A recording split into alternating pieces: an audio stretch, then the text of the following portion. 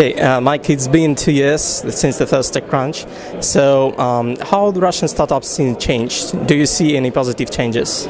Oh, absolutely. I totally think there's some fantastic positive change and upward trajectory to the Russian market here, the TheRunet, as it were. I think in the beginning, I think we saw a lot of quite more engineering-focused companies, more scrappy startups that were a little bit unformed. But now we're starting to see some really quite well-defined products, well-designed as well, coming through, particularly through the startup competition this year. Oh, yesterday I saw you tweeted about TaskRabbit of Russia, SoundCloud of Russia. There's still quite a lot of clones. Is it just something? Is it normal, or is it just something the market needs to outgrow? Well, I think you can only say so much on Twitter, so I mean, maybe I was being a bit unkind and unfair, but it's just a simple way of explaining something. For instance, Labeler, I think it was, which was, reminded me of SoundCloud, obviously had a slightly different take on the market. It had a kind of interesting sort of SoundCloud style interface, but probably more closer to aiming at a slightly different market, more of the professional musician or label. So it's really interesting. I think you've got to see that this is not just about Russia, it's about global companies and about innovation, and many of the time that a company will just come up with a different kind of a take on something. I mean, there are other photo sharing apps before Instagram, for instance, like Hipstermatic, but it wasn't those guys that took off, it was Instagram. So I think it's anybody's game really a lot of the time, especially if you look at something like the Russian market. There's plenty of opportunities left for you guys here.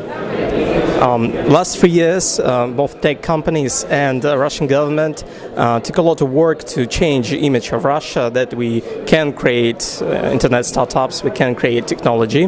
But on the other hand, there's things like blacklists, legislation, things like that. So is the image of Russian really changing? Well, I think it's difficult for me to comment on the kind of wider, perhaps political scope, but I suppose certainly in the technology market, there's enormous amounts of talent here in Russia, and if you look at it just from an engineering point of view, the astounding amount of talent here will out and is bound to create some really fascinating, really good products in the future. And of course, you can't escape the fact that the TheRunet and the Russian-speaking market is very big and it's growing, and you've got an exploding middle class. You've got all of the numbers going up. It's still an emerging market, so there's lots of great businesses to be done here. We just had a panel, for instance, on the travel market, and talking telephone numbers in terms of the size of that market. So it's really fascinating to watch, and I think that here at TechCrunch Moscow for the 3rd year running, we've had more startups than we've ever had before. So there's definitely a growing market, and we're going to see some great companies. And what about Russian VCs? Well, everyone knows Yuri Milner, but he's just exception?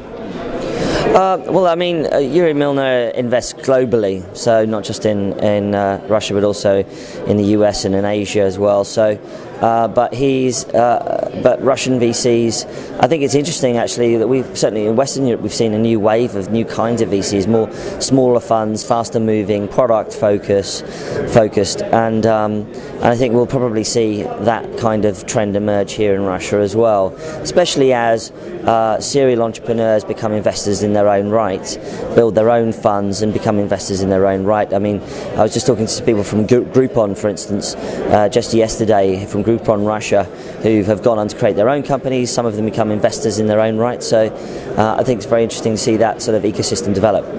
Yeah, also lots of the guys from Yandex and MLRU Group, they also get their money from there and starting new funds.